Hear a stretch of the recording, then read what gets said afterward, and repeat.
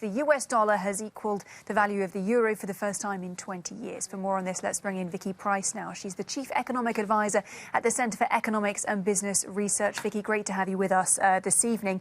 Could the euro go below the dollar? What would happen then?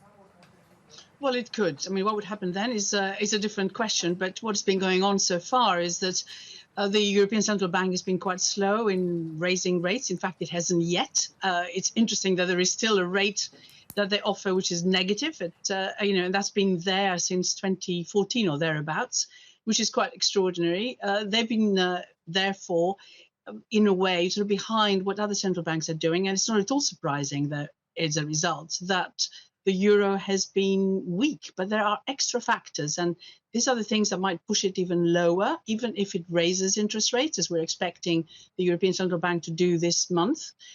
Those factors have to do with growth. The markets have already decided that the Eurozone and Europe generally is going to suffer more than other parts of the world, certainly not the less developed ones, but certainly in terms of the other G7 regions, from what is going on in Ukraine, because prices are rising faster in many countries in the Eurozone, particularly the ones that are quite close to Russia, such as the Baltic states. And it's interesting that Croatia, of course, is now joining the euro, and Croatia has inflation of 10.8%, the latest count. It's actually not bad by comparison to some other parts of the Eurozone. But this growth is likely to be affected by high gas prices, the real concerns that gas supplies may in fact be cut off. After the Nord Stream 1 repairs that are supposed to be happening now, we may not see gas actually flowing back to Germany, for example, and other countries as fast as it did before. So all those concerns are being priced in the market, and the euro is likely to decline further. But of course, anything could change. US domestic policy might change, but for the moment, the expectation is that US interest rates are going to rise very significantly, and the Eurozone will find it hard to catch up with that.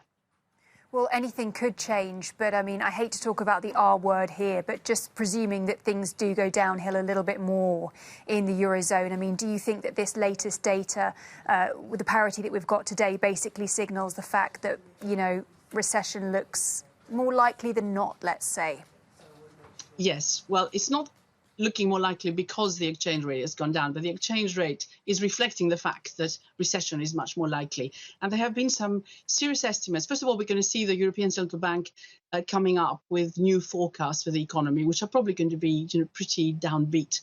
The second thing, of course, is that the calculations that are being made right now about what may happen if gas prices if gas prices rise, of course, significantly, but particularly if gas supplies are constrained from Russia, is that Germany, which is the main locomotive, of course, of the EU more generally, not just the Eurozone, could see GDP drop by anywhere from 2 to 10% in 2022, 2023. And that, of course, will mean recession for the rest of the continent as well, I'm afraid. So that's basically what the markets are worried about.